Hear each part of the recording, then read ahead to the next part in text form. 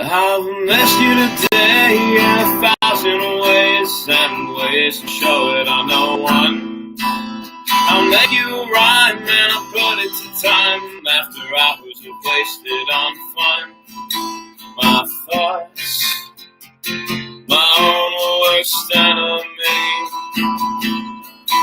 I know it's such, I think too much, and I know there's nothing wrong. And, or maybe there is, I'll always worry for this, though I hope my tale ain't spun. My zeal, my own worst enemy. And as they disappear in the rising sun, the light of all the stars replaced by only one, burning bright with the firelight. Your eyes could dull our sun tonight, and if we turn to ice, we should be the storm, like a raging wind that's taking us to fall. I think of you the way I always do. Your smile will melt my heart. Hello, everyone, and welcome to Storytime. I know you never thought it was going to happen again, did you? You thought, oh my goodness, it's gone for good, and we will never see it no more. Will we see it? But alas, here I am. Here I am with Storytime. I don't know how many of you are going to watch tonight because it's been over a week since the last episode. I've taken some time off, but I'm back. Like I said before, it's not going to be every night, but I am back, and I've had a very full day today of recording episodes of my new cooking show, which will be launching on Monday. It's called Some Guy Who Cooks. So as of Monday, go on YouTube and look up Some Guy Who Cooks. You should be able to find me. I will post links in a story time or something, and also on my Facebook once that goes live. I hope you guys can hear me. Yeah, you can hear me right now. Crystal, where the hell have you been, and are you better? Crystal, I never was sick. Sorry I've been gone so long. I apologize. In my last episode, I did mention, I didn't. I talked about it on Facebook, not on YouTube. So for those of you who are YouTube followers, and only YouTube followers, I apologize because I never actually made an announcement. I've taken some time off, a little over a week, and I will be returning, but not every night. So we will be reading a Russian fairy tale tonight, as per usual on Saturdays. We will be reading a Russian fairy tale. But anyway, I'm only going to be doing a few nights a week because I have transitioned. I'm starting a brand new YouTube channel, and it's a cooking show. It's called Some Guy Who Cooks. And I recorded like 3 episodes throughout the course of the day today, so I've eaten way too much food. I'm really full. But it was all so good, and I could totally eat more because it was so damn good. But anyway, welcome once again to Storytime. I'm so glad to be here with you again. Like I said, sorry, Crystal, I apologize. And all of those of you who watch me on YouTube, I apologize that I forgot to make the announcement to you. The people who I keep pushing toward, who I keep saying, hey, everybody watch on YouTube. And then I forget to tell YouTube that I was taking a break. Anyway, we're resuming. We're coming back. And let's read a Russian fairy tale or two. Better doesn't mean sick. Better can just be in a better headspace because time off, etc. Ah, yes. That makes sense, Crystal. And yes, I'm in a pretty good headspace. Yeah, I was a little bit down for a fair amount of last week. But I'm in a better headspace. And it's just I've been really busy and really tired. So that's been a big part of it. I hadn't been getting enough sleep at all. So I've been getting more sleep for the most part. And yes, I'm working on that new channel. And I think you guys are going to like it. I know I'm going to like it. I know I do like it already because, I've tried some awesome foods and I'm hoping to get lots and lots of subscribers. So, I'd appreciate the help there. But I will continue Storytime on this channel just for you guys. But it's only going to be probably 3 nights a week, something along those lines. But anyway, let's say we read a story, huh? let's move on. I didn't plug in the fancy mic. It's just my computer mic tonight because, I wanted to get to it. But let's go ahead and read a couple Russian fairy tales. And from there, I'll sing that song one more time. So this first Russian fairy tale is called Two Out of the Sack. Oh, Russia. Who knows what that means given these fairy tales. But hey, look, there's pictures in this one. Good. So y'all get some pictures. It looks like, it's a fairly lengthy story. It's a few pages long. Oh, man, I can't turn pages right now because I washed my hands not long ago because of cooking and stuff. Yeah, okay, cool. It's good. Whatever it is, yes, I'm sure it is good. Anyway, yeah, I made some good food today. And I'm ready to make some more. Balls? Balls what, Crystal? Anyway, let's get to it. Two out of the sack. Two out of the sack. Ball. Gotcha. Okay, I gotcha. And I see where you're coming from. I see what you did there. Okay. Now down to it. Down to business. I will resume with the prior accent so that I can read the story properly to you. Two out of the sack. Once there was an old man who lived with his wife.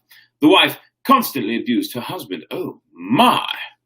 Not a day passed on which she did not beat him with a broomstick or oven fork. Oh, that sounds painful. He had no peace with her at all. He went into the field and with some traps and set them. He caught a crane and said to him, "Be like a son to me. I will take you to my home and perhaps she won't scold me so much." The crane answered, "Little father, come home with me." So they set out for the crane's house. When they arrived, the crane took a sack from the wall and said, "Two out of the sack." At once, two strong fellows climbed out of the sack, set oaken tables, spread silken cloths, and served food and drink of various kinds. Yes, kinky indeed, Crystal. The old man beheld delicacies such as he had never seen in his life, and rejoiced greatly. The crane said to him, "Take this sack and bring it to your wife." Oh, he's going to give his wife the sack, is he? The old man took the sack and went home. He went the long way, and yeah, he did, and stopped to spend the night with his godmother, who had 3 daughters, They made a supper for him, out of whatever they had on hand. The old man tasted it and said to his godmother, "Your fare is poor. It is all we have," answered the godmother. He said, "Remove your fare," and he spoke to the sack as the crane had bidden him to. Two out of the sack. At once 2 men jumped out of the sack. They jumped out of the sack, set up oaken tables, spread silken cloths, and served food and drink of various kind. And, "Oh, there you are, Peter. Hidely ho, neighboroonie. Good to see you. By the way, Crystal, I forgot to give you a huzzah! And Amber, a huzzah for you as well." Back to the story. The godmother and her daughters were amazed and decided to rob the old man of his sack. The godmother said to her daughters, "Go, heat up a bath. Perhaps my godson will steam himself a little."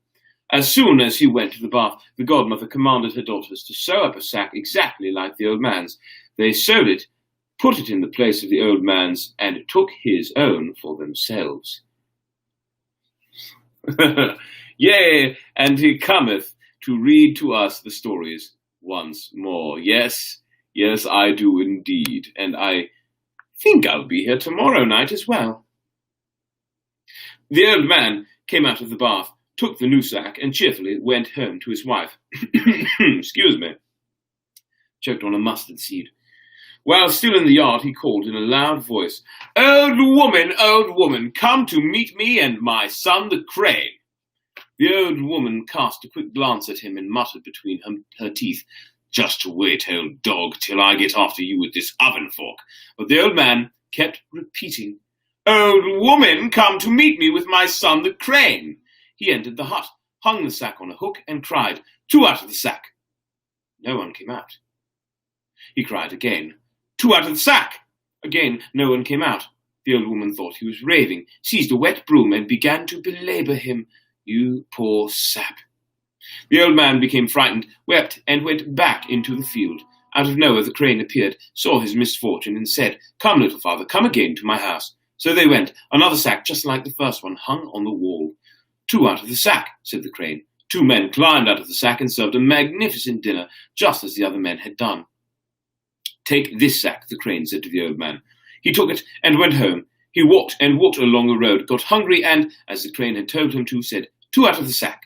2 strong men with big sticks climbed out of the sack and began to thrash him, saying, Go not to the godmother, steam not in the bath.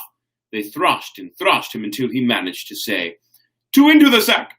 The moment he said this, the 2 men went back into the sack. Let's see. I see Grey Wolf has joined us. Huzzah! Good to see you. Glad you're here. Hello. And Amber says, For Brett so loved his fans, he gave his only begotten free time, that whosoever shall listen to him shall not be bore. If you say so, Amber, if you say so. It's true. I love you all. I do. I appreciate you. That's why I do this, and I apologize for not doing it for the past week and change. But anyway, back to the story. The old man took the sack and went on. He came to the same godmother, hung his sack on a hook, and said, Heat a bath for me. She did. He went to the bath, steamed himself a little, but mainly passing the time away. The godmother called his daughters and told them to sit down, for she was hungry. 2 out of the sack, she said. 2 strong men with big sticks climbed out of the sack and began to thrash the godmother, saying, Return the old man's sack. They thrashed and thrashed her. Then she said to her eldest daughter, Go and call my godson from the bath. Tell him that the 2 men have beaten me up. I have not steamed myself yet, answered the old man, and they thrashed her with more blows, saying, Return the old man's sack. The godmother sent her second daughter, saying, Hurry, bring my godson back into the room. He answered, I have not washed my head. Before we get back to it, here we are, a picture straight from the story. Look at that. That must be the bird and the old man and the sack. Yes, I think it is. Doesn't look like much of a sack. It looks more like a net. Anyway, wash my head. The godmother could not bear it any longer. She ordered the daughter to bring back the stolen sack. Then the old man came out of the bathroom, saw his old sack, and said, 2 into the sack. The 2 men with the sticks went back into it. And any time, happy to do it. The old man took both sacks, the punishing one and the kindly one, and went home. While he was still in the yard, he called to his wife, Come, meet me and my son the crane. She cast a quick glance at him and said, Just wait till you come into the hut, I'll thrash you. The old man came into the room and called to his wife, Sit down. Then he said, 2 out of the sack. The 2 men climbed out of the sack and served food and drink. The old woman ate and drank her fill and praised her husband. Well, old man, now I won't thrash you. The old man, having eaten, went into the yard, put the kindly sack into the larder, hung the punishing one on a hook, and walked about in the yard, not so much to walk as to pass the time. The old woman wanted to drink some more, so she repeated the words she had heard her husband say, 2 out of the sack. 2 men with big sticks climbed out of the sack and began to thrash the old woman, and they thrashed her so hard that she could bear it no longer. She called her husband, Old man, come into the hut, the 2 men are beating me up. But he walked around, laughing and saying, They'll show you how it's done. The 2 men thrashed the old woman even harder, repeating, Don't thrash your husband! Don't thrash your husband! At last the old man took pity on her, came in and said, 2 into the sack, and the 2 men disappeared into the sack. From that time on, the old man and his wife lived in such peace and friendship that he always boasted of her goodness, and that is the end of the story. I didn't say that, that's actually the words, and that is the end of the story, see? And that, that it is, and that is the end of the story. Yes, Crystal, elder abuse, even though the 2 elders living together, they're equal age or such, something along those lines. Regardless, yes, it's a story of abuse. If you're being abused, abuse them back, and they'll get what they deserve, and you'll then live happily. Sounds like the moral to me. Yeah, beat up anyone who oppresses you. Grr. That sound about right? Well, all right. Let's read one more story for the evening. This one's called The Man Who Did Not Know Fear. Oh my, they must be talking about me. After all, my middle name is Danger Never Fear Anything. That's a lie. I fear a lot of things all the time. Like all the time. So, there's that. Anyway, let's get to the story. The man who did not know fear. In a certain king... no? Oh, that. Yes. Lots of thrashing, Grey Wolf, yes. In a certain kingdom there lived a merchant's son, strong and brave, who from his youth had never feared anything. He wanted to know fear, and set forth to travel through the world with a labourer. After a long time or a short time they came to a thick forest, and at this moment, as though by design, night fell. "Drive into the forest," said the merchant's son. "Eh, master," said the labourer, "it is fearsome to drive there. It is night, and we may be attacked by beasts or assailed by robbers. Are you afraid, or what?" "Do what I order you to do," said the merchant's son. Grey Wolf, he posted, it looks like some kind of emoji, but I can't tell what it is. Damn. Spider. Is that a spider? I think it's a spider. Anyway. They drove into the forest, and after a while they saw a corpse hanging on a tree. The labourer was even more frightened than before, but the merchant's son, yes, the merchant's son, remained calm. He removed the corpse from the tree, put it in his carriage, and ordered the labourer to drive on. After an hour or two they came to a big house. In its windows there were lights. "That is fine," said the merchant's son. "We have a shelter for the night." But the labourer objected. "I would rather spend the night in the woods than in this house. We might fall into the robbers' hands. They will rob us of everything we have, and we may even lose our lives." In fact, robbers did live in that house. They did, it's true. But the merchant's son refused to heed the labourer's words, opened the gate himself, and drove into the courtyard. He unharnessed his horses, and, taking the labourer with him, walked into the house. They found the robbers sitting around a big table, all of them richly dressed, with fine sabres at their belts, drinking a variety of drinks and eating fish. "Good evening, gentlemen," the merchant's son said to them. "Invite me to your table to eat and drink with you." The robbers looked at him, wondering what kind of man he was, and he did not answer. The uninvited guests came to the table. The merchant's son took a piece of fish, ate it, and said, "Well, gentlemen, your fish is no good at all. Hey, labourer, bring that white sturgeon we have in our carriage." The labourer went out and brought the corpse. The merchant's... Oh my. The labourer went out and brought the corpse. The merchant's son put the corpse on the table, cut off a piece of it with a knife, smelled it, and cried, "No, that sturgeon is no good either. Labourer, catch me some live fish." And he pointed at the robbers, who in their fright scattered in all directions and hid wherever they could. "Well, you were frightened," said the merchant's son to the labourer, "but what is there to fear? Let us sit down and have our supper." They sat down, ate and drank, but did not stay for the night. They harnessed their horses and continued on their way. Oh, so he's scaring the robbers by making them think he eats people. They came to a graveyard. "Stop," said the merchant's son. "We will spend the night here." Again the labourer protested. "It is terrible here. The dead rise up at night." "Ah, what kind of fellow are you?" said the merchant's son. "You are afraid of everything." They stopped and lay down to rest on a grave. The merchant's son fell asleep, but the labourer could not sleep. Suddenly, a dead man in a white shroud, who seemed of enormous size, rose from that grave. He fell upon the merchant's son and began to strangle him. The merchant's son awoke, knocked the dead man under him, and began to turn to beat and torment him in every way possible. The dead man suffered blow after blow, and finally began to beg for grace.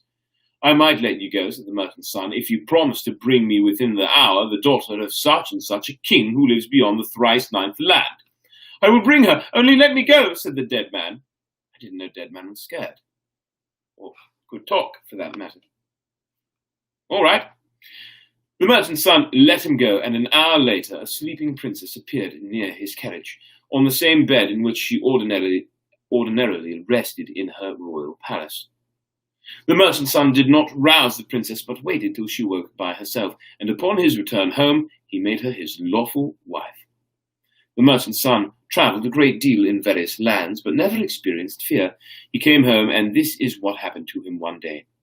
He had a great passion for fishing. He spent entire nights and days on the river. His mother greatly disliked his being away from home for such long stretches of time, and she asked the fisherman to frighten him somehow.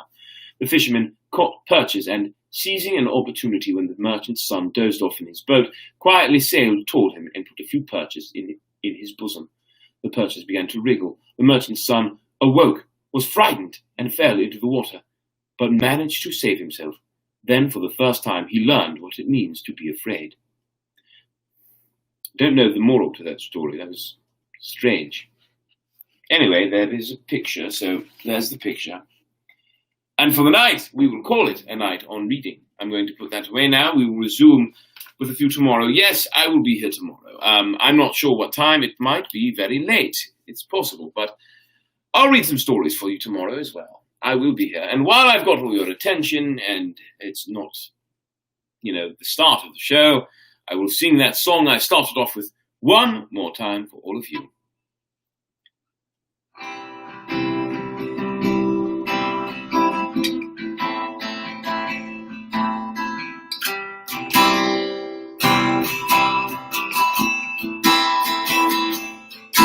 I missed you today in 1,000 ways, and a waste to show that I'm no one.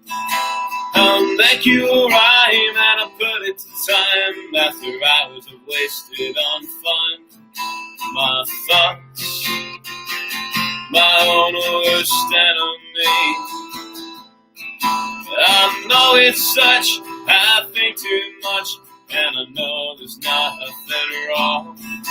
Well, maybe there is, I'll always worry for this, although I hope I take a late spun.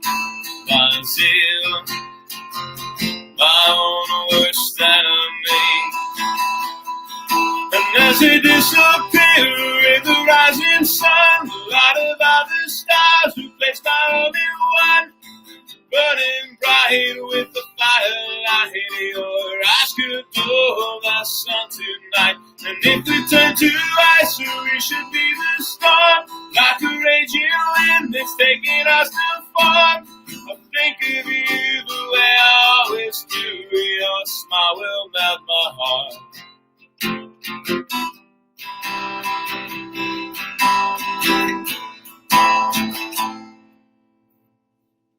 Well, I hope you enjoyed that. I hope you liked it very much. But anyway, to answer your question, Amber, let's see. All fear the square in its equilateral terror. Yes, indeed. Did you figure out a schedule that works for you yet? To be honest, I just haven't sat down and thought about it. So, yes and no. Kind of no. I know the schedule I'm going to do with my gym, which is going to be Tuesday and Thursday mornings at 5:15 and Friday evenings at 6:45. So that means I should be able to do stories. Tuesday and Thursday nights should be good for me because I'll be up early and I won't have to wake up early on, Wednesday and Friday. You did what? Oh, did you enjoy the song? Oh, I'm glad you did if that's what you're talking about. And I know, no rush on the schedule, I know, but still. I think weekends are best, quite frankly, right now for story time. And I will vary. I won't do, insane morning hour indeed, but that's one of the best times for me to work out. If I work out at 6:30, then I'm rushing to shower and get to work after I'm done. If I work out at 5:15, I have time to get home and take a small nap and then fix myself a good breakfast and shower and get to work, so it kind of starts my day off right, it's a good time for me, even though it's insanely early. But anyway, much love, everyone, much appreciation. I hope all of you pay attention to my new channel when I start it on Monday. I'm going to work my butt off tonight and tomorrow to put together multiple episodes that I can start posting. I'm going to post 3 a week. I'm thinking probably Monday, Wednesday, and Friday is when I will release them, I think. So, yes. Proud of me for sticking to my workouts. Well, I'm trying. And if I do my story time at 10 p.m. on weekends, you'll be able to catch it. I will keep that in mind.